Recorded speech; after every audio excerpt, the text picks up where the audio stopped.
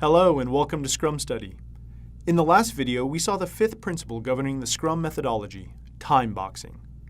This session will introduce you to the sixth Scrum principle, which is iterative development. So let's get started. What does iteration mean? Well, an iteration is the repeating of a process with the aim of approaching the desired goal, target, or result.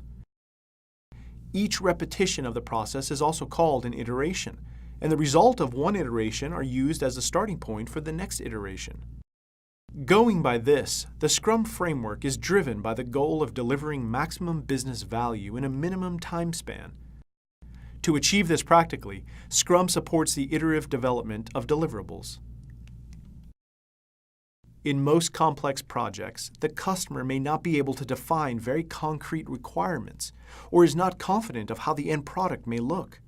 This is where the iterative model comes to the rescue.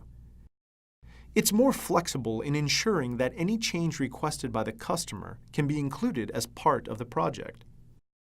How is it done? Well, user stories may have to be written constantly throughout the duration of the project. In the initial stages of writing, most user stories are high-level functionalities. These user stories are known as epics. Epics are usually too large for teams to complete in a single sprint. Therefore, they're broken down into smaller user stories. Moving on, each complex aspect of the project is broken down through progressive elaboration during the Scrum prioritized product backlog process. The create user stories and the estimate, approve, and commit user stories processes are used to add new requirements to the prioritized product backlog. Next, the product owner pitches in. So let's look at what that role entails.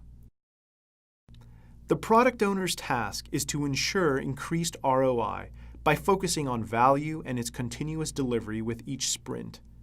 The product owner should have a thorough understanding of the project's business justification and the value the project is supposed to deliver, as he or she drafts the prioritized product backlog and thereby decides what deliverables and values are delivered in each sprint. Then the create tasks, estimate tasks, and create sprint backlog processes produce the sprint backlog, which the team uses to create the deliverables. Moreover, in each sprint, the create deliverables process is used to deliver the sprint's outputs. Next, let's consider the Scrum Master's role. The Scrum Master has to ensure that the Scrum processes are followed. He or she facilitates the team to work in the most productive manner possible. Finally, the Scrum team self-organizes and aims to create the sprint deliverables from the user stories in the sprint backlog. In large projects, various cross-functional teams work in parallel across sprints, delivering potentially shippable solutions at the end of each sprint.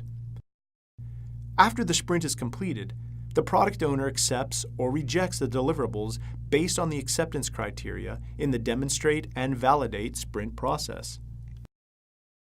To clarify, here we have an illustration depicting how Scrum projects are completed in an iterative manner and how they deliver value throughout the life cycle of the project.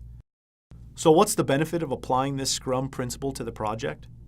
The benefit of iterative development is that it allows for course correction as all the people involved get better understanding of what needs to be delivered as part of the project and incorporates these learnings in an iterative manner. Thus, the time and effort required to reach the final endpoint is greatly reduced, and the team produces deliverables that are better suited to the final business environment. And with that, we conclude yet another session on the Scrum principles.